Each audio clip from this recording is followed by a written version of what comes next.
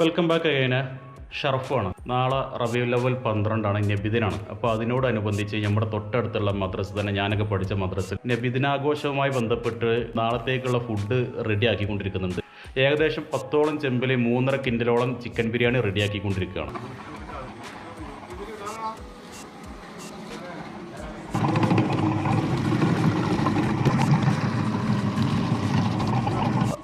Lemon squeeze ചെയ്തുകൊണ്ടിരിക്കുകയാണ് ഷവർമ master Rafeeq. അല്ലെങ്കിലാണ് മജീദാക്ക. മൂപ്പരോ ഫസ്ലാക്ക. 10 വലിയ ചെമ്പോളം ഇവിടെ നിരത്തി വെച്ചിട്ടുണ്ട്. അതിൻ്റെ അങ്ങേപ്പുറത്ത് തലക്കൽ 3 വട്ടച്ചെമ്പും റെഡിയാക്കി വെച്ചിട്ടുണ്ട്. ഉള്ളിയും കാര്യങ്ങളൊക്കെ ആ മെഷീനിലിട്ടാണ് കട്ട് ചെയ്തിരുന്നിട്ട് ഇതിന് ശേഷം ഇതാകണം എല്ലാ ചെമ്പിലും കൊണ്ടുവന്ന് നിറച്ചിട്ടുണ്ട്. അതേപോലെ മല്ലിച്ചപ്പും. അതിൻ്റെ ശേഷം ഇതാട്ടോ എല്ലാ ചെമ്പിലോട്ടും കരിവേപ്പിൻ്റെ ഇല വിതറാണ്. ബിരിയാണി ഉണ്ടാക്കേണ്ട എല്ലാ വശങ്ങളും നമ്മൾ ഈ വീഡിയോയിൽ ഉൾപ്പെടുത്തുന്നുണ്ട്. ജസ്റ്റ് ഒന്ന് കണ്ടു നോക്കി. ചപ്പ്, പുതിന, കരിവേപ്പിനില, തക്കാളി ഒക്കെ റെഡിയാക്കി വെച്ചിട്ടുണ്ട്.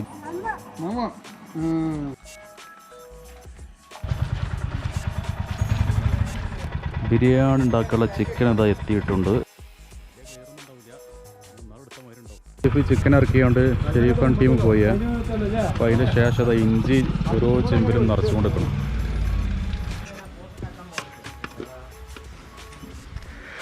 അങ്ങനെ വെളുത്തുള്ളി ഇട്ടു.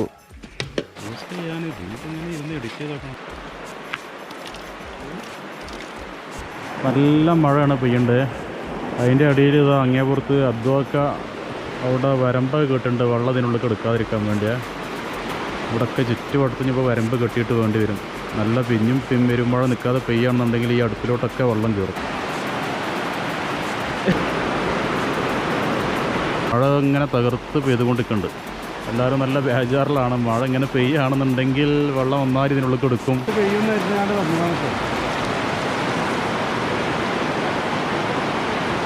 ചിക്കൻ അത് കഴുകി വൃത്തിയാക്കി അവിടെ റെഡിയാക്കി വെച്ചിട്ടുണ്ട്. നല്ല മഴ എപ്പോഴും പെയ്തുകൊണ്ടേയിരിക്കുകയാണ്. അതുമൊക്കെ വീണ്ടും അടുത്ത സൈഡിൽ തടം കെട്ടി നിർത്തുന്നുണ്ട്. അല്ലെങ്കിൽ വെള്ളം അടുപ്പിലോട്ട് ഇറങ്ങും. എല്ലാ ചെമ്പിലോട്ടും ബിരിയാണി മസാല അങ്ങനെ വിതറിക്കൊണ്ടിരിക്കുകയാണ്. എന്താ മഞ്ഞപ്പൊടി, മല്ലിപ്പൊടി,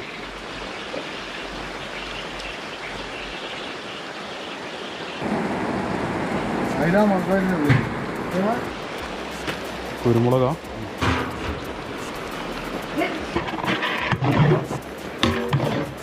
കഴുകി വെച്ച ചിക്കൻ ഇതാ ഓരോ ചെമ്പൊക്കെ അങ്ങനെ ഇട്ടുകൊണ്ടിരിക്കുകയാണ്.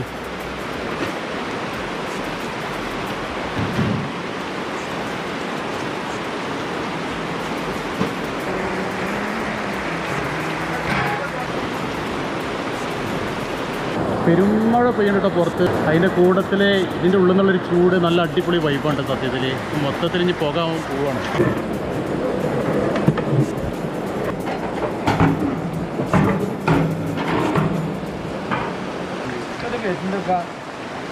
ലാസ്റ്റിലുള്ള 3 വട്ടച്ചെമ്പിൽ ഇപ്പം അരി വേവിക്കാൻ വേണ്ടി റെഡിയാക്കി കൊടുക്കുകയാണ്. ആ 3 ചെമ്പ് മാത്രമാണ് ഇപ്പോൾ കത്തിച്ചിട്ടുള്ളത്.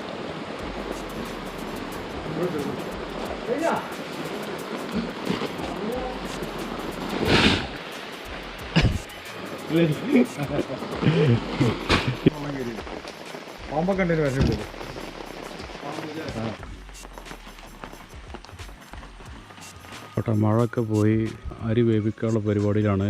വെള്ളം ഇങ്ങനെ തിളച്ചുകൊണ്ടിരിക്കുകയാണ്. അങ്ങേപ്പുറത്ത് അരി കഴുകുന്നുണ്ട്. അത് കഴിഞ്ഞാൽ നേരെ അരി വെള്ളത്തിലേക്ക്.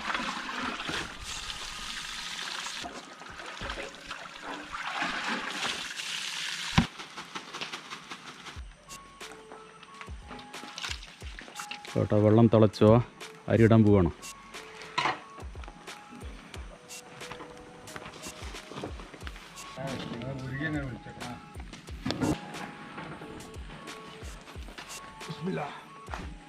അഞ്ച് മിനിറ്റ് തിളപ്പിച്ച വെള്ളത്തിൽ ഇട്ട അരി ഇതാ നേരെ കൊണ്ടുവന്ന് ചെമ്പക്ക്. ഇതേ കിടന്ന് വേവണം അല്ലേ.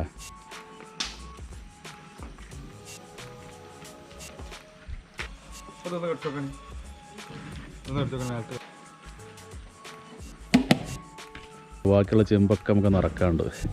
അപ്പോൾ അതാ 2 എണ്ണം ആയിട്ടുള്ള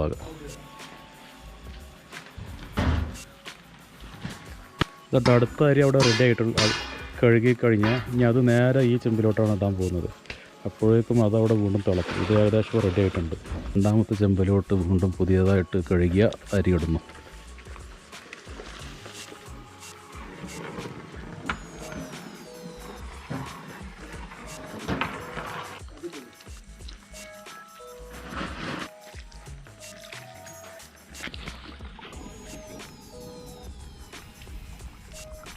കത്തിക്കും ഒന്നായിട്ട് കത്തിക്കാൻ വെച്ചിട്ട് ഞാൻ വീട്ടിലിടാനുള്ള നേരമുണ്ട്. ഇങ്ങനെ 2 ചെമ്പ് ഇവിടെ സെറ്റ് ആയിട്ട് ഫുള്ള് റെഡി. കത്തിച്ചാൽ മാത്രം മതി. വീണ്ടും അടുത്ത ചെമ്പ് തുറന്നു. ഇനി അവിടുന്ന് വേവണ അരി ഇത് വീണ്ടും കൊണ്ടുവന്നിടും. അതാണ് പരിപാടി. നമുക്ക് എത്ര കൊല്ലമായി ഈ ഫീൽഡിൽ? ഞാനൊരു 30 കൊല്ലം കഴിക്കണേ. അത് ചെറിയ പ്രായത്തിനെ തുടങ്ങിയല്ലേ? എല്ലാ കഴിക്കുന്നത് പറയാൻ മുമ്പ് പഴയ കാലത്ത് പണ്ടാരികൾ കുറവല്ലേ. ഇപ്പോഴല്ലേ കാറ്ററിങ്ങും മറ്റും കുറച്ചും കൂടി കഴിക്കാനുണ്ട്. അന്ന് പിന്നെ ഐറ്റംസുകളും ഇല്ലല്ലോ.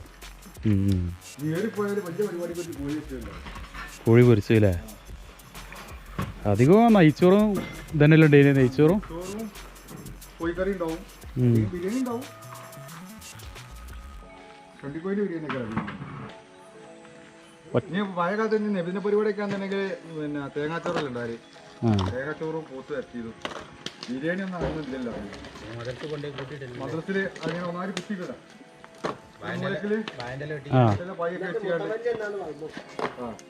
ഉദ്ഘാടനം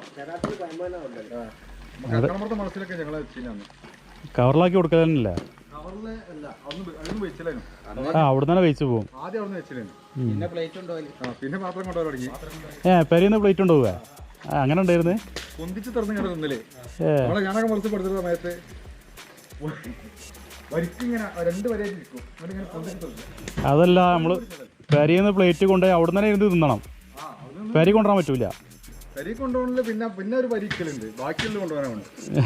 അങ്ങനത്തെ പരിപാടിയൊക്കെ ഒന്നുണ്ടായില്ല. തേങ്ങാച്ചോറും പോത്തും അതും ഒരു 2 കിൻഡലിൻ്റെ വേലൊന്നും ഉണ്ടാവില്ല. അത്രയൊക്കെ ഉണ്ടാവില്ല. അത് തൂക്കേരിയാണ് കേരള. തൂക്കേരി പറഞ്ഞാൽ നമ്മളെ പെരാളിൽ നിന്ന് ശേഖരിക്കുന്ന അരി, പല ജാതി അരികളുണ്ടാവും. ഒരു ചാക്കിൽ അരി ആവില്ല. അത് എല്ലാ പെരിനും പോയിക്കാണ്ട് വാങ്ങും. നമ്മളിപ്പോ തേങ്ങ വാങ്ങും. അരി തൂക്കേരി. എന്നിട്ട് അതായിട്ട് ഉണ്ടാക്കും. കറി ഉണ്ടാക്കും. കോതമ്പത്തിന്റെ കറി. അങ്ങനെ കുടിക്കലേ അവളൊരു കുത്തിഞ്ഞാൻ ഉണ്ടാവും. കുത്തിഞ്ഞാൻ എന്ന് പറഞ്ഞിട്ട് സാധനം കറി കൊടുക്കല്. ക്ലാസ്സില്ല. 2 പേരുണ്ടാവും.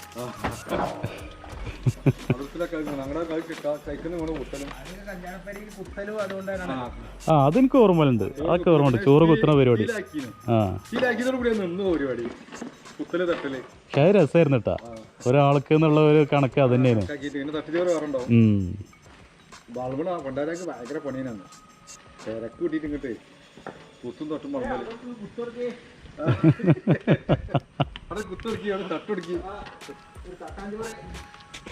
തേങ്ങാച്ചോറ് കഴിഞ്ഞതിന് ശേഷം പിന്നെ നെയ്ച്ചോറും എത്തില്ല. പിന്നെ നെയ്ച്ചോറും പോത്തായി തുടങ്ങി. പിന്നെ അങ്ങനെ ബിരിയാണി, മട്ടൻ ബിരിയാണി ആയിട്ടും പോത്ത് അന്ന് പോത്ത് ബിരിയാണി അടുത്ത് വെച്ചിരുന്നു.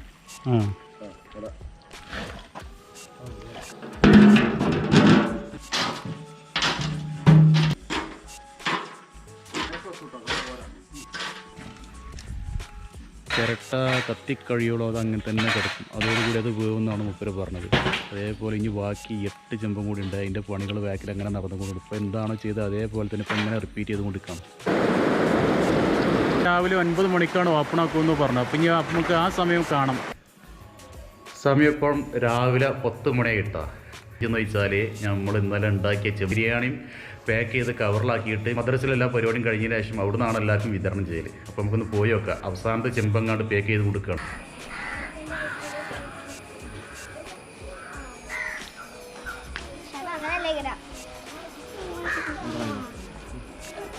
കേട്ടോ അവസാനത്തെ പാക്കിങ് കഴിഞ്ഞിട്ട് നേരെ മദ്രസിൽ കൊണ്ടുപോയിക്കാണ്. ഒരു തലക്ക് കൂടി വിതരണം ചെയ്യാൻ തുടങ്ങിയിട്ടുണ്ട്. കുട്ടികളുടെ കയ്യിലൊക്കെ ചോറുണ്ട്.